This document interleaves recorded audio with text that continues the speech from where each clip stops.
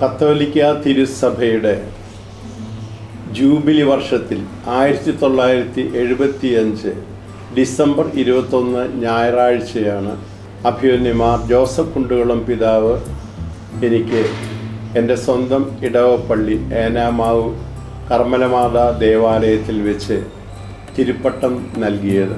ഇടവക വൈദികൻ എന്ന നിലയിൽ അജപാലനം തന്നെ തൻ്റെ മുഖ്യ സവിശേഷതയായി ഉണർവിലും നിദ്രയിലും സദാ കൊണ്ടു നടക്കുന്ന വൈദിക ശ്രേഷ്ഠൻ. ജീവിതത്തിലെ പ്രതിസന്ധി ഘട്ടങ്ങൾ പോരായ്മകളുള്ളപ്പോഴൊക്കെ തമ്പുരാൻ താങ്ങും തണലുമായി അഭിമന്യ പിതാക്കന്മാരും സഹവൈദികരുടെ പ്രോത്സാഹനവും വഴി എന്നെ നിരന്തരം വളർത്തിക്കൊണ്ടിരുന്നു. കാര്യങ്ങൾക്ക് കൃത്യതയും നിഷ്ഠയും പാലിക്കുന്ന ശൈലി. ആളുകൾ ഇങ്ങോട്ട് വരട്ടെ എന്ന് കരുതി ആലസ്യത്തോടെ ഇരിക്കാതെ അജഗണങ്ങളിലേക്ക് ഇറങ്ങിച്ചെന്ന് അവരുടെ ആവശ്യങ്ങളിൽ ദത്തശ്രദ്ധനായൊരിടയൻ. എപ്പോഴും തിരക്കാണെന്ന ഭാവം കാണിക്കാതെ അജഗണങ്ങൾക്ക് എപ്പോഴും സംലഭ്യനാകുന്ന അജപാലകൻ.